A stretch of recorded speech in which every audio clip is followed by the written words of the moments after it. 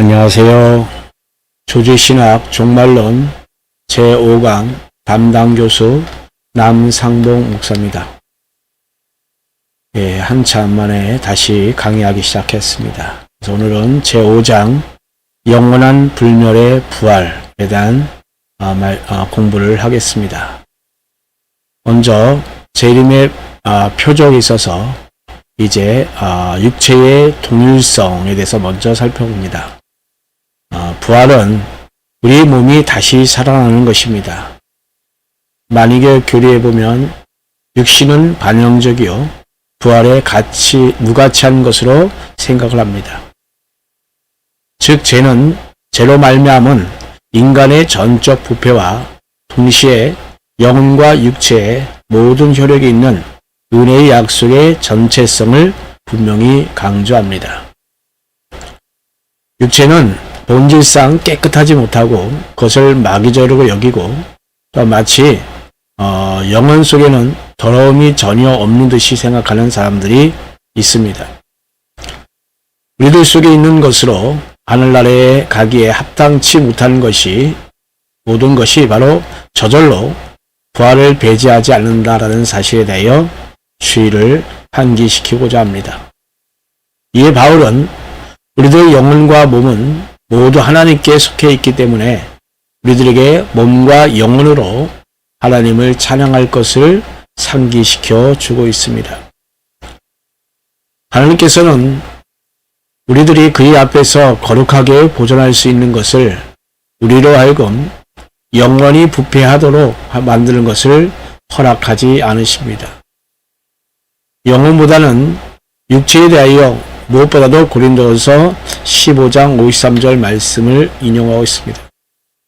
그리고 여기서 분명히 입는 것이 문제라는 것을 강조하고 있습니다. 다만 우리 육체는 옷과 같이 새로운 영광을 입게 됩니다. 만일 육체의 계속성이 도전을 받게 된다고 한다면 동시에 현세와 내세 사이의 개인의 동일성에 대한 의문이 제기됩니다. 바울의 선언에 따르면 우리들은 육체 속에서의 우리들의 삶을 언젠가 하나님께 낱낱이 고하지 않으면 안 됩니다. 그러나 만일 우리들이 새롭고 또한 다른 몸을 입고 하나님의 심판대 앞에 나서야 한다고 한다면 그와 같은 일은 불가능하게 될 것입니다.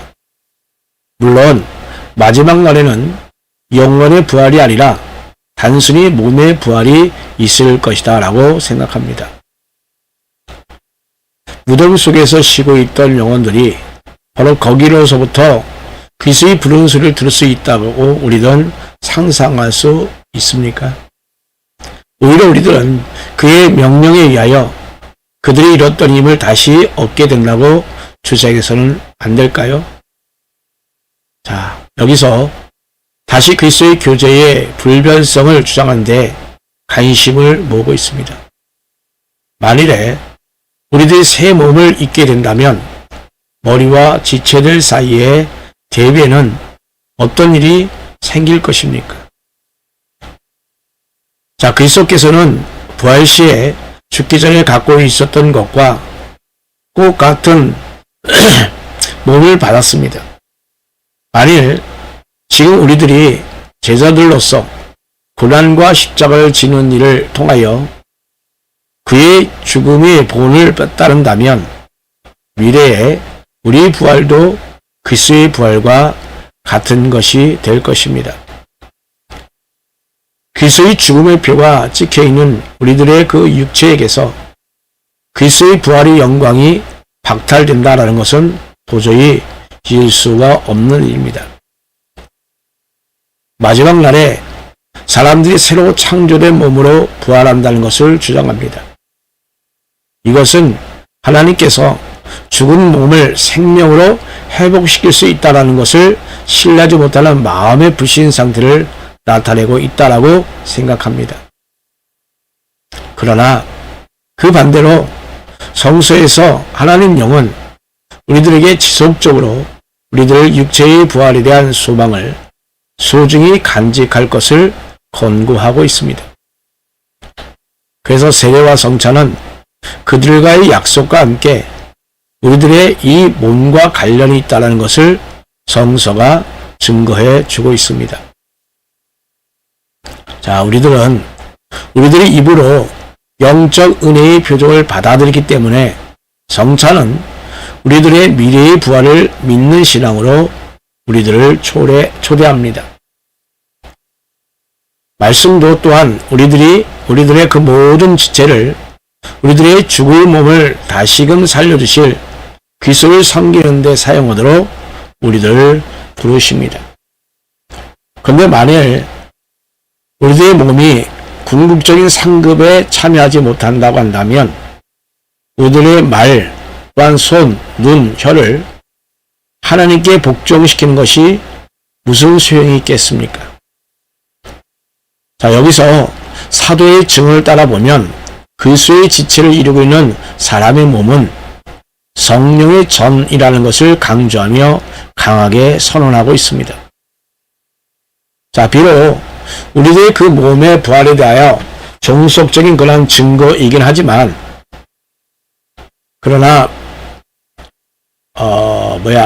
특별한 증거는 이방인들에게 이미 알려져 있습니다. 그리고 또한 옛 언약과 새 언약의 신자들이 특별히 강조하여 실천하던 고대의 매장의 간습입니다. 그래서 부활을 완전히 부인하고 죽음이 모든 것이 끝이라고 하는 주장하고 또 영혼의 불멸조차 거부하는 그 사두개파 사람들과 또한 에피큐리안 철학도들은 하나의 구실로서 이 문제에 대한 교훈이 전혀 없다고 말할 수는 없습니다. 우리 인간들은 항상 자연적 충동에서 그들 앞에 부활의 상징을 갖고 있습니다. 이것은 죽은 자를 매장하는 신성하고 불가침의 간습이다라고 의미를 둘 수 있습니다. 자, 이 속에서 새 생명의 부활에 대한 분명한 징후와 보증을 보고 있습니다. 이 감수 속에서 볼 때 우리들은 하나님께서 이방인들에게 주신 그 영생에 대하여 인정하지 않으면 안 됩니다. 하나님께서 거룩한 족장들 사이에서 같이 바로 이방인들 사이에서도 이러한 동일한 간섭이 지속되게 함으로써 항상 그들 앞에 그들을 다시금 일으켜 줄 그러한 부활의 상징이 있게끔 하셨습니다. 비록 죽은 자의 매장의 간섭이 이방인들 사이에서는 신앙과 확신의 열매를 맺지 못한 상태로 남아 있습니다만 이 죽은 자의 매장의 간섭 속에서 이방인들 사이에 있는 부활의 진리에 대한 분명한 통찰력을 보고 있습니다. 자, 그러므로 일반적으로 하나님에 관한 이방인의 왜곡된 지식과 같이 이것은 다만 그들의 보다 큰 정죄의 소용이 될 뿐인 것입니다. 우리들은 이미 이러한 사상을 찾아보았습니다. 즉 이방인들 사이에서 찾아볼 수 있는 것이 바로 이스라엘 족장들과 경건한 신앙인들 사이에서는 더욱더 그러하다는 것을 찾아볼 수가 있습니다. 자, 이스라엘에서는 간습은 율법의 외형적 표적의 하나로서 분류됩니다.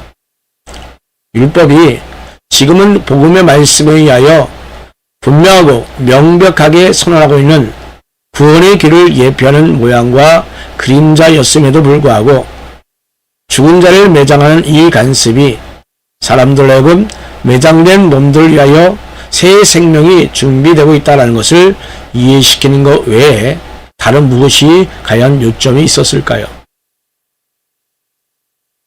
향기로운 냄새가 나는 식물을 뿌리는 것과 같은 그 간섭과 관련된 모든 의식은 부활의 소망을 지적하고 있는 영원 불멸의 많은 상징들입니다. 이렇게 용이 주도하게 이 매장은 우리들의 조상에게 있어서 가장 중요한 것이었습니다. 왜냐하면 그것은 그들에게 있어서 신앙의 비범하고 귀중한 보조물이기 때문입니다. 자, 여러분, 그리스도의 의심으로 이 간섭이 중단되지 않았습니다. 오히려 그는 죽은 자에 대한 그러한 정중한 그러한 의식이 매우 특별히 중요한 것으로 칭찬하였습니다.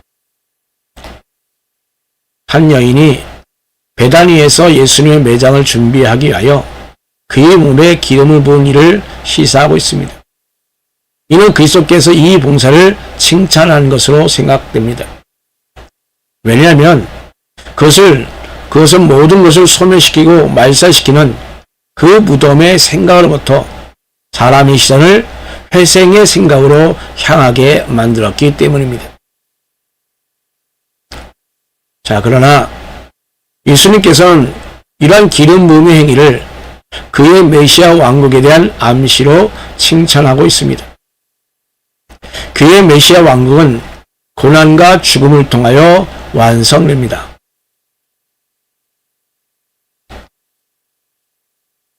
초대 크리스찬들이 매장의 장수를 잠자는 것으로 기술하였고 또한 죽음을 잠으로 기술하기를 좋아했다는 것을 회상시켜주고 있습니다.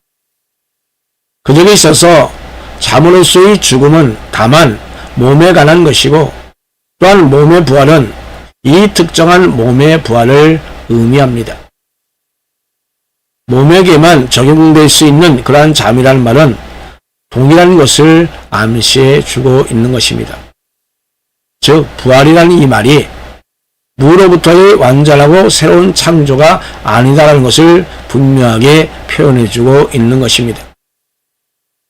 부활이란 말은 어린애에게조차도 분명하게 밝히고 있습니다.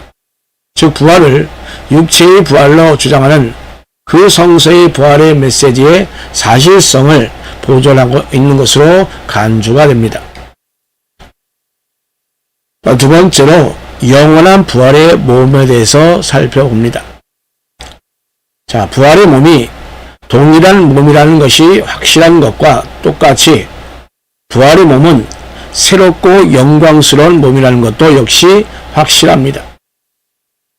비록 부활이 있어서 몸은 본질적으로는 동일하지만 질적으로는 변화된 것입니다. 우리들의 몸의 기본적 본질에 관한 우리들은 동일한 몸으로 부활하게 될 것입니다. 그리스도의 부활하신 몸은 우리들을 위하여 그가 십자가에 못 박혔던 그러한 몸과 동일한 것입니다. 자, 그것은 우리들을 위한 희생의 제물로 주신 몸이기 때문입니다. 그렇지 않다면 그것은 우리들에게 결코 도움이 되지 못할 것입니다. 왜냐하면 그의 죽음의 능력이 그의 부활 속에서 유효하기 때문입니다. 만일에 그가 십자가에서 희생한 몸을 벗어버리고 새 몸을 받았다고 한다면 속죄의 능력에 대한 의문이 제기될 것입니다. 자, 그러나 부활하신 주님의 몸은 전에 소유하지 못했던 새로운 질을 갖고 있습니다. 영원하게 된 그의 몸은 거의 새로운 몸처럼 보입니다. 비록 그것은 그리스도의 바로 그러한 그 몸이었습니다만, 그러나 그것은 마치 사실상 또 다른 하나의 몸이 된 것처럼 아주 다른 능력에 의하여 구별됩니다.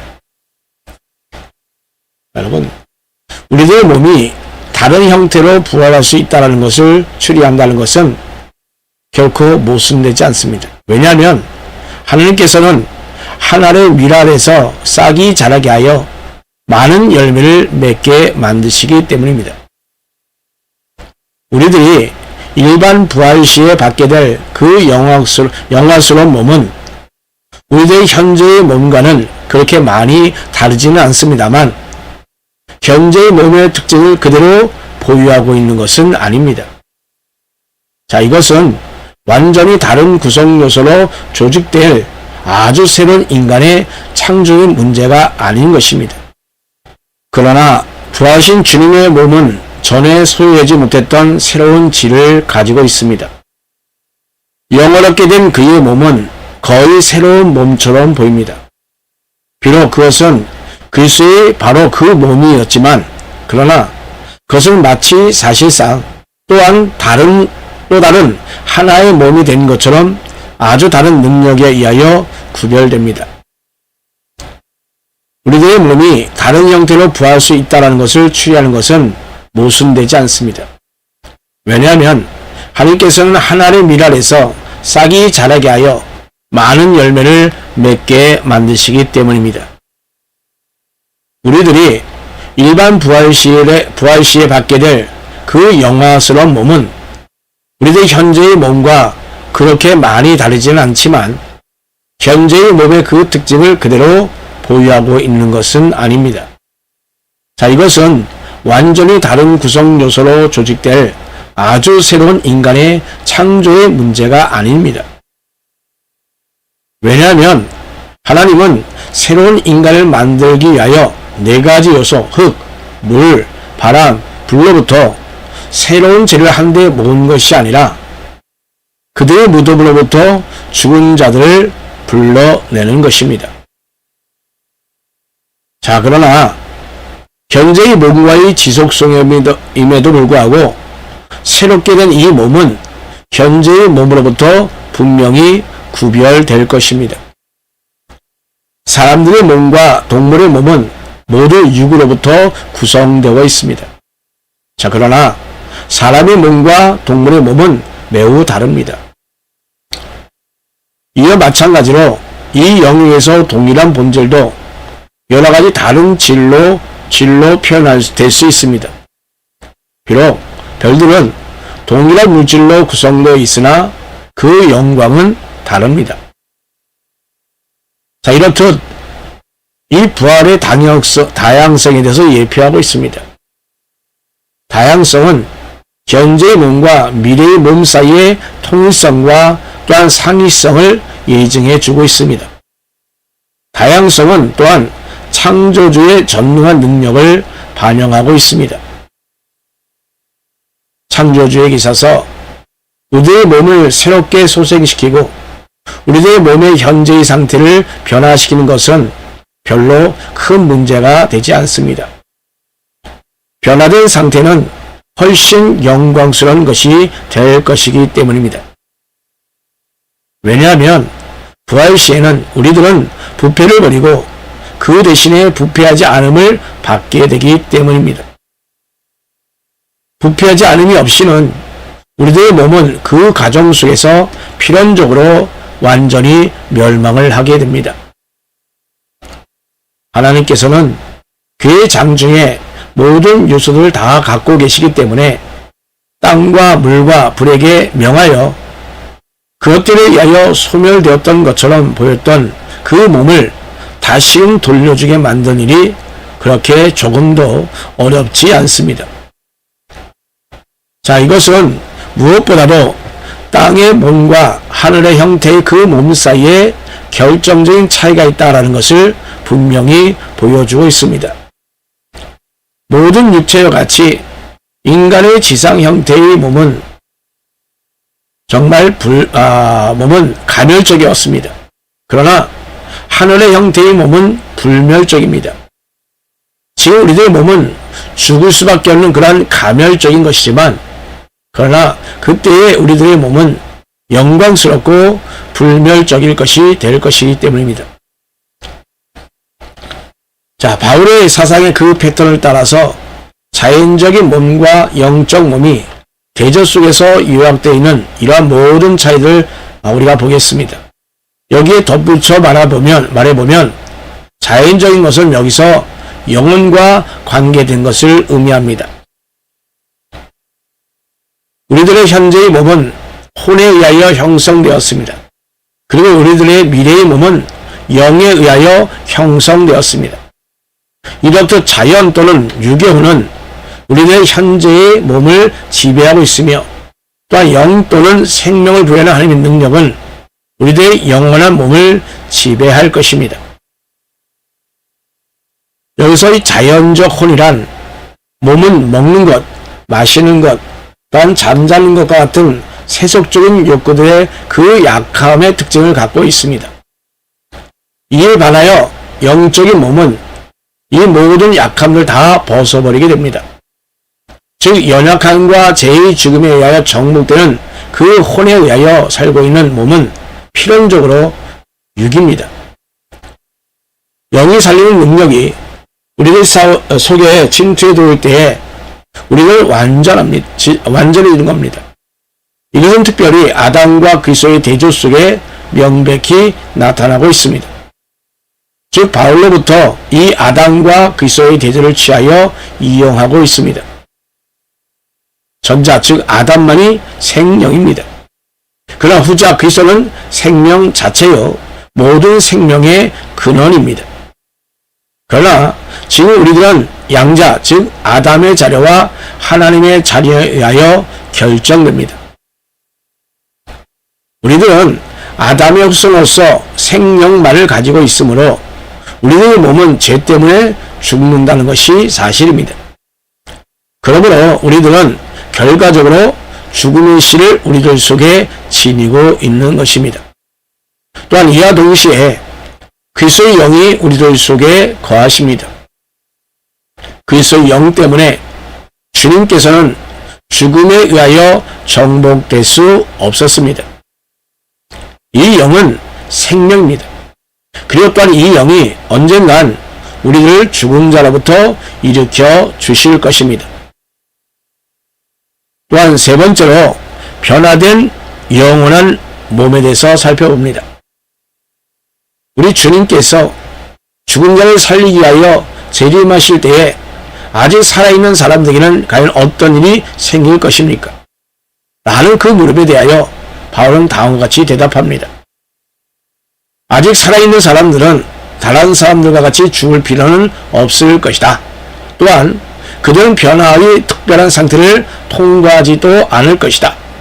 자, 그러나 그들이 있는 그대로는 영생에 들어갈 수 없기 때문에 변화가 될 것이다. 라고 이렇게 대답합니다. 자, 그러므로 근본적으로 그들은 죽은 자들보다 조금도 유리할 것이 없습니다. 사실 부활의 순서에 있어서 후자가 전자보다 앞서게 될 것입니다. 즉 죽은 자의 부활이 있은 다음에 신자의 변화가 있게 될 것입니다. 비록 그들은 아직 죽지는 않았지만 변화되어야 합니다. 그리고 가멸적이고 무상한 모든 것으로부터 해방되어야 합니다. 이는 틀림없이 히브리서 9장 27절에 의하면 모든 사람이 한 번 죽는 것은 정해진 것입니다. 그러나 이 변화는 옛사람을 벗어버리는 것이므로 이것은 일종의 죽음입니다.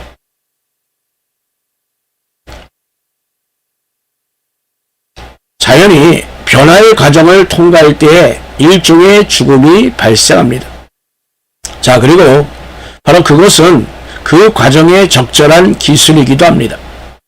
자, 물론 그것은 죽음의 통상적 과정과는 아주 다른 것입니다. 왜냐하면 이러한 변화 속에서는 영혼과 몸의 분리가 없기 때문입니다. 또한 그리고 그들의 영혼은 몸으로부터 도망치지 않았기 때문에 잠들어 버린 문제는 거기에 없을 것입니다. 그리스도의 재림 시에 아직 살아있는 사람들은 돌연히 변화될 것입니다. 무상하고 일시적인 것은 즉시 축복된 불멸로 바뀌게 될 것입니다. 모든 사람들이 죽음에 의하여 변화되어야 합니다. 그리고 다른 한편에 있어서 그러한 도련한 변화가 일어날 때에 영과 몸의 분열이 반드시 필요한 것은 아니다라는 것이 조금도 모순되지 않습니다. 그러나 이것은 그리스도에 의하여 살림을 받은 우리들의 존재를 통하여 발생합니다. 모든 사람들이 어떤 종류의 변화를 겪게 됩니다. 그러나 그 방식은 다릅니다. 즉 신자들이 변화되는 돌연성은 일반 부활의 특별한 특징입니다. 그것은 하나님의 아들의 행위이기 때문에 일순간에 발생될 것입니다. 일순간에 주님께서 우리들의 그 가멸적 본성을 버리시고 또한 새로운 본성을 그의 능력으로 창조하실 수 있습니다. 일반 부활을 위한 그리스도의 재림은 왕의 내림과 같이 선포되어 있습니다. 사실 그의 신적인 어미성의 표시로서 한 나팔에어 완전한 능력과 권위를 갖고 있는 그 사업이 완성될 것입니다. 데살로니가서 4장 16절 말씀이 제공해주는 그러한 유사한 내용을 지적하고 있습니다. 이 속에는 그가 천사장이 그러한 목소리를 승리의 고함소리와 동등시하는 것이 문제입니다. 천사장은 산자와 죽은 자를 그리스도의 심판대 앞으로 소집할 사자의 그런 의미를 갖고 있습니다. 결국 모든 것은 그리스도의 자신의 목소리입니다. 그리스도의 재림 시에 모든 사람이 그의 목소리를 틀림없이 듣게 될 것입니다. 육군의 원수가 나팔소리로 전쟁터로 그의 군대를 모으는 것처럼 바로 그리스도께서 온 세상에 울려 퍼질 그러한 목소리로 모든 죽은 자를 다 소집할 것입니다. 또한 모세는 그가 시내산에서 율법을 받을 때에 큰 우레소리가 함께했다는 것을 우리들에게 말해주고 있습니다. 그러나 한 민족뿐만 아니라 온 땅의 사람들을 전부 다 하나님의 심판대 앞에 소집할 때는 그것은 그러면 어떻게 될 것이냐 하는 겁니다. 하나님의 심판대 앞에 소집할 때는 산자뿐만 아니라 죽은 자들 무덤으로부터 불러내어 모을 것입니다. 그뿐만 아니라 생기를 다시금 찾을 수 있도록 그는 마른 뼈들과 티끌들에게 명령하실 것입니다. 즉 사도가 그린 그러한 전체의 그러한 묘사는 우리들의 그 심판자를 정면으로 대할 때에 바로 그의 위풍당당한 나타남의 인상을 우리들에게 주기 위함인 것입니다. 세 번째로 부활과 변화의 보편성에 대해서 살펴보고자 합니다. 아담 안에서 모든 삶은 죽도록 정죄되었습니다. 그러나 지금은 부활과 생명이신 그리스도께서 오셨다는 것을 우리는 이미 알고 있습니다. 자, 그러나 이것은 아무런 구별도 없이 온 인류의 생명을 다 회복시켜 준다는 것을 과연 의미하는가 하는 겁니다.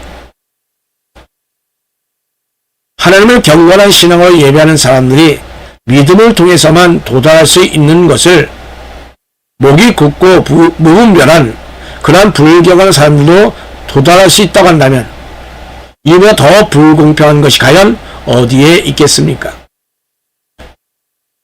경건치 않은 자들이 하나님의 아들과의 교제에 참여하지 아니하고 그의 몸으로부터 완전히 분리되었다 있다는 것을 볼 때에 그들이 과연 어떻게 다시금 살아날 수 있겠습니까? 자, 우리들은 이러한 경우에는 심판의 부활이 있을 것이고 또한 다른 경우에는 생명의 부활이 있을 것입니다. 그리고 그리스도께서 영생으로부터 양을 분리시키게 하여 오실 것이라는 것을 확고하게 우리는 믿고 있습니다. 자, 우리는 여기서 다시금 이중적 기초를 제공하고 있는 것을 발견합니다. 즉 한편에 있어서 부활의 보편성의 기초를 심판하시고 구원하시는 그 하나님의 은혜의 보편성에 두고 있습니다. 하나님의 은혜의 보편성은 그리스도 안에 나타나고 있습니다. 자, 그러나 불경건한 불신자들은 바로 이러한 은혜를 거부함으로써 심판을 받게 됩니다. 하나님의 그 은혜의 이 보편성의 표적을 우리들의 지상생활에 대한 하나님의 선하심을 우리들이 날마다 경험하는 곳 속에서 우리는 보고 있습니다. 즉 아담 안에서 우리는 온 땅에 대한 상속관을 상실했던 것과 같이 똑같이 바로 공의로운 근거에 입각하여 생명의 나무의 열매를 먹지 못하도록 금지된 것처럼 우리들의 보통 자연분의 그 공급도 역시 보류될 수가 있습니다. 자, 그러나 하나님께서는 의로운 사람들과 의롭지 못한 사람들에게 이와 똑같이 그의 햇빛을 비춰주십니다. 그리고 또한 자비롭게도 우리들의 현재의 생활 가운데서 그의 선한 선물을 아낌없이 주십니다. 자, 그러므로 그리스도와 그의 지체들이 그 지체들의 그 소유가 경건치 않은 자들에게 넘쳐 흐른다는 것과 또한 더욱이 그들이 그것을 정당하게 소유하기 위함이 아니라 그들도 아무런 구실도 없이 더욱더 그렇게 되게 하기 위함이라는 것을 우리 이미 알고 있습니다. 사실 하나님께서는 경건한 사람들이나 경건치 않은 사람들에게 의를 다 내려주십니다. 자, 그러나 그들이 이 선물들을 하나님의 손으로부터 감사부로 받고 있지 않기 때문에 그것은 그들의 영원한 타락을 입증해 주고 있습니다. 즉 부활의 보편성을 하나님의 그러한 일시적 선물들과 비교하고 있는 것입니다. 그러나 경건치 않은 불신자들의 부활은 그들이 받는 지상의 은혜로부터는 구별됩니다. 바로 그 속에서 이것이 초래하는 혈한 심판은 더 이상 간접적인 것도 아니요 또한 숨겨진 것도 아니라 바로 직접적인 것으로 나타나는 것입니다. 바로 이 심판은 그들로 하여금 영원한 죽음의 고통을 당하게 하는 것을 내포하고 있습니다. 생명의 근원이신 하나님부터 그들이 타락했기 때문에 그들은 완전히 멸망을 받아 마땅합니다. 자, 그러나 하나님 놀라운 경륜 가운데서 그들이 죽음 가운데 살고 있는 그러한 삶으로부터 내던짐을 받을 수 있도록 바로 그들을 위하여 중간적 이치가 세워졌습니다. 이것은 이미 축복이 아니라 취소할 수 없는 저주의 영원한 죽음입니다. 그리스도의 심판자로서 하나님과 그의 나라의 원수를 정죄하고 벌줄 권세를 갖고 있는 것입니다. 자, 이와 같은 그 논증이 이미 인용한 그 다니엘서에서 입각한 그러한 설교 속에서 사용되어지고 있는 것을 우리는 발견할 수 있습니다. 자, 여기서 우리는 그래서 다음과 같이 말합니다. 믿지 않는 자들에게 영광의 부활이 있을 수 없는 것이 사실이라면 주님께서 그들의 파멸을 위하여 그들에게 그의 손을 펼 수밖에 없습니다. 그러나 그것은 또한 불신자들의 벌을 강화하기 위한 것이기도 합니다. 그는 벌을 주기 위하여 오셨습니다. 또한 확실히 주 예수 그리스도의 은혜는 신자들의 부활의 근원입니다. 자, 그러나 그의 능력은 경건치 않은 불신자들에게까지 미치어서 그들을 부활시킬 것입니다. 자, 그러나 그들은 보다 더 큰 저주를 받게 될 것입니다. 불신자들은 지금 그들이 그를 주님과 구세주로 받아들이기를 거부하고 있는 그분 앞에 그때에 그들은 나타나지 않으면 안 될 것입니다. 죽음 속에서 완전히 전멸하는 것은 충분한 엄별이 되지 못할 것입니다. 그 불신자들은 그의 형벌은 무한하고 끝이 없는 것으로 생각하고 있는 심판자에 의하여 정죄를 받지 않으면 안 됩니다.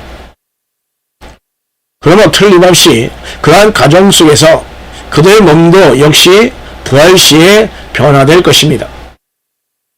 경건치 않은 불신자들도 역시 그 날에 변화를 경험하게 될 것입니다. 자, 그러나 그들은 정말 부끄럽게도 벌거벗은 상태로 하나님 앞에 설 것이기 때문에 그들은 영원하게 된 몸을 결코 입지 못할 것입니다.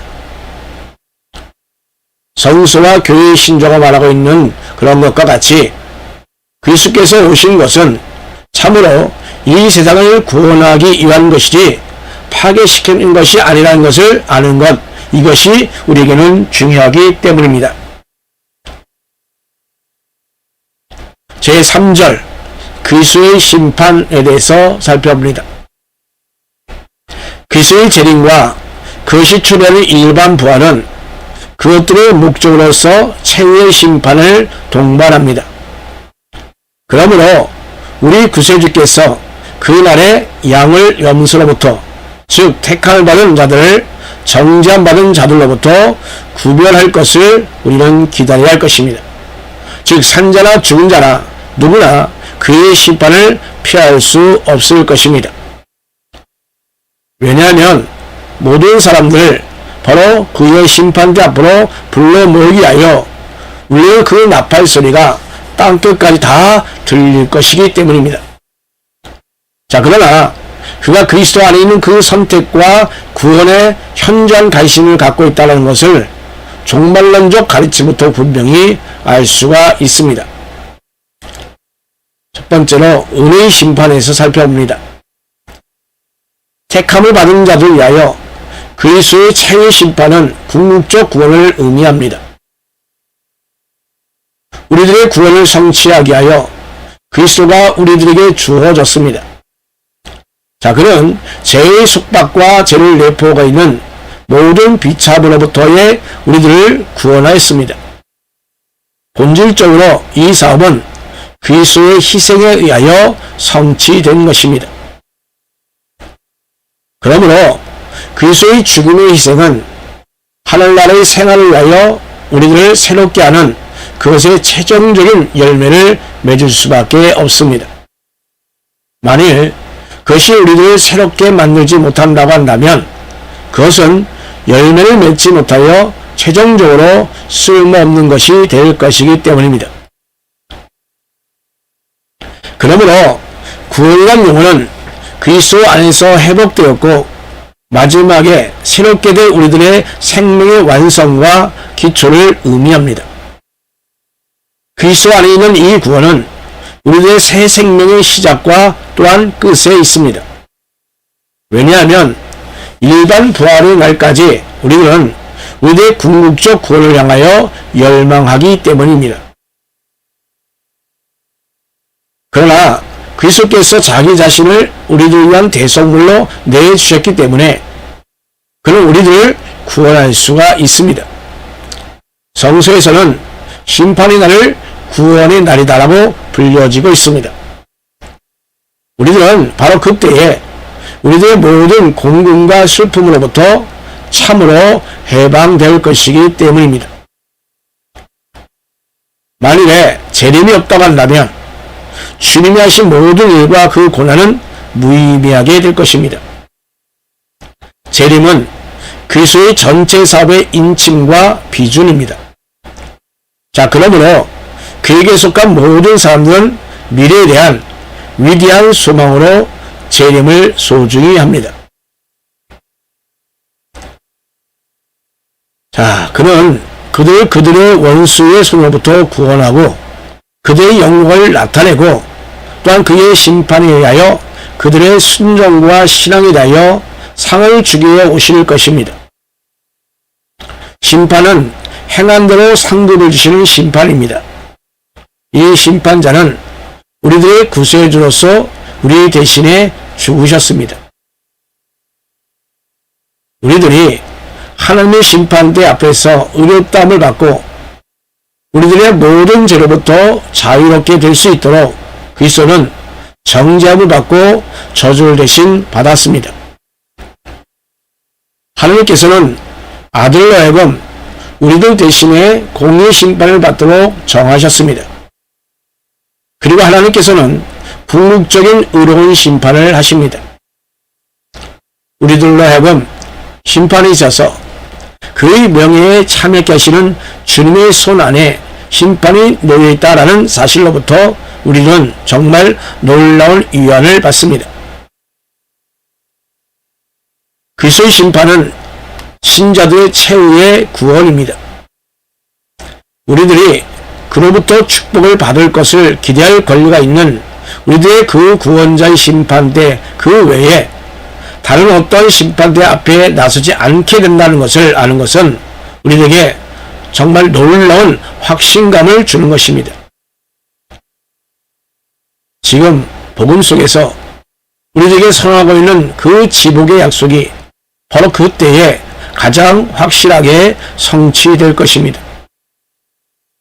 하나님의 심판권을 그리스도에 넘겨주시는 일은 그리스도의 명예만을 위한 것이 아니라 우리들 크리스찬들을 위하여 그가 다시금 오실 때에 기쁨으로 맞이할 수 있게 하기 위하여 있을 것입니다. 하나님 아버지께서 아들을 명예롭게 하기 위하여 심판의 권리를 그에게 넘겨주셨을 뿐만 아니라 신자들의 양심을 편하게 만들어주기 위하여 그와 같이 하셨습니다. 만일 그렇게 하지 않으셨다면 신자들은 심판대 앞에서 무서워서 떨 수밖에 없을 것입니다. 그리스도께서는 복음이 증거하고 있는 대로 은혜에 대하여 인간들이 취한 그 태도에 따라 심판을 하실 것입니다. 자, 우리들은 그의 자비를 믿는 신앙을 통해서만 영생에 대한 소망을 품을 수가 있습니다. 그는 바로 우리들의 심판자이시기 때문입니다. 자, 그러나 우리들 위하여 대신 대가를 지불하신 그 은혜의 선물을 받아들인 정도에 따라서 그가 우리를 심판하신다는 그러한 의미에서 그는 우리들의 심판자이십니다. 구세주이신 예수 그리스도의 메시지에 대한 우리의 태도에 의하여 우리들이 심판 시에 영원한 축복을 받을 것이냐, 그렇지 않으면 영원한 저주를 받을 것이냐, 이것이 결정됩니다. 만일 예수 그리스도께서 그의 복음을 믿을 것을 거부하거나 또는 그것을 반대한 모든 사람들에게 벌을 주게 하여 무시하지 않으면 안 된다고 한다면 이 세상은 복음에 대한 그의 태도에 따라서만 심판을 받게 될 것이라고 우리는 말할 수도 있을 것이며, 그러므로 복음을 믿는 우리 모든 사람들은 틀림없이 예수 그리스도께서 그들의 구세주로 다시금 오실 것이라는 그 사실 속에서 위안을 받습니다. 그리스도의 심판은 그리스도와 그의 말씀과의 우리 관계에 의하여 결정되어지는 우리들의 참다운 존재의 노출을 의미합니다. 그날에 우리의 마음의 비밀은 다 드러나게 될 것입니다.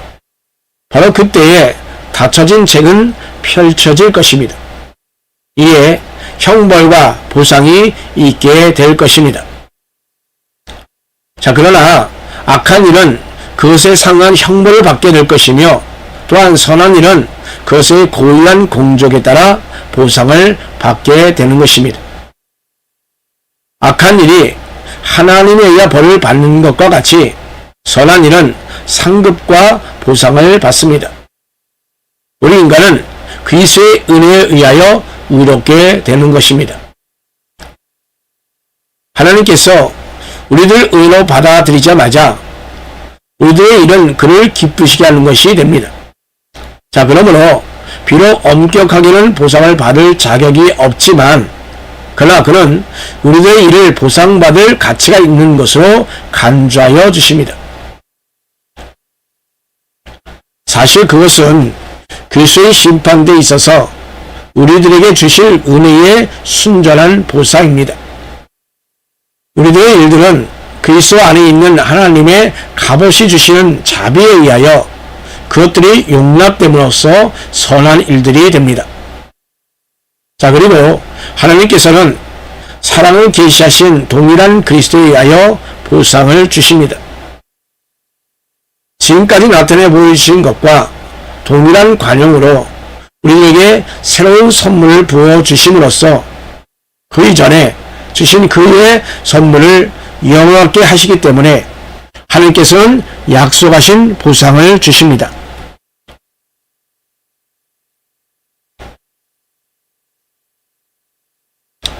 그들이 자기들의 일에 의하여 하늘나라를 소유할 공로가 있기 때문에 아니라 우리 하나님께서 전에 택한 자를 의롭다고 인정하시기 때문에 그들은 하늘나라를 소유하게 됩니다. 또한 성령에 의하여 그 안에 있는 성화에 도전함으로 하나님의 율법을 따라 선한 일을 성취하려 가는 관심은 결코 불필요한 것이 아닙니다. 율법의 성취로서 하나님과 우리 이웃을 사랑하는 것을 배우기 전에는 신앙에 의한 이인의 열매를 보여줄 수는 없습니다. 자, 그러나 우리 하나님께 대한 인간의 사랑 속에 그의 택정함에 대한 모든 증거 가운데서 보여집니다. 예수 그리스도의 은혜만이 심판 시에 우리들 영원한 저주로부터 구원할 수가 있습니다.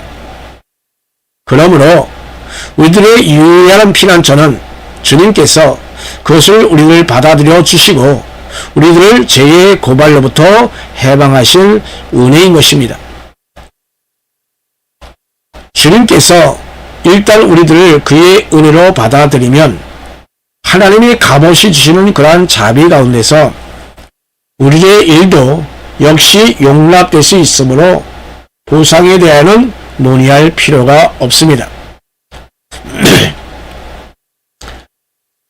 구원을 받고 심판 시에 최종적으로 구속함을 받은 신자들은 그와 그들의 원수에 대한 그리스도의 궁극적 승리에 동참하게 될 것입니다. 신앙이란 보이지 않는 것을 보는 것이기 때문에 이 세상에서 우리들이 당하는 그 고난의 정도에 의하여 하나님의 진노를 측정하는 것은 잘못입니다. 우리들은 지상의 심판은 피할 수 있지만 하늘의 심판은 피할 수가 없습니다. 우리가 그리스도와 함께 심판대에 앉은 것은 무엇보다도 먼저 그의 직접적인 제자들에게 약속되어 있습니다. 그러나 넓은 의미에서의 이 약속은 전체 교회까지 확대할 수가 있습니다. 그는 그리스도의 제자들에게 그의 궁극적인 승리에 함께 참여할 수 있을 것이다 라고 약속하셨습니다. 그는 또한 그들에게 하늘 아래에서 다스리는 자리에 앉게 될 것이라고 약속하셨습니다. 그들은 하늘 아래에서 이스라엘의 12지파들을 심판하게 될 것입니다. 자, 마침내 심판자이신 그리스도를 섬기기 위하여 헌신한 모든 하나님의 성도들에게 비록 정도의 차이는 있을지 몰라도 다스리는 권세가 주어질 것이라고 바울과 함께 우리는 말할 수가 있습니다. 즉 교회는 이미 말씀을 전하는 것에 의하여 이 세상에게 심판을 선언하고 있습니다. 그리고 말씀을 전하는 그런 가정 속에서 심판은 지금 명백하게 드러납니다. 복음의 설교는 이미 그리스도의 나라를 드러내는 것입니다. 복음의 설교를 통하여 그의 나라는 적극적인 의미와 소극적인 의미에서 세계 속에 수립되고 있는 것입니다. 그리고 확장되고 있는 것입니다. 비록 그의 나라는 승리도 있으나 효력을 발생하고 있습니다. 자, 우리들이 전체 교회를 섬기는 정도에 따라서 마침내 그의 나라가 나타나고 완성될 때에 그의 나라에 참여하게 될 것입니다. 최후의 심판 시에 그리스도의 종들은 그들이 지상에서 그의 나라를 확장시키기 위하여 그 노력한 정도에 따라서 그의 영광과 승리에 동참하게 될 것입니다. 이상 오늘 강의는 마치겠습니다. 예, 감사합니다.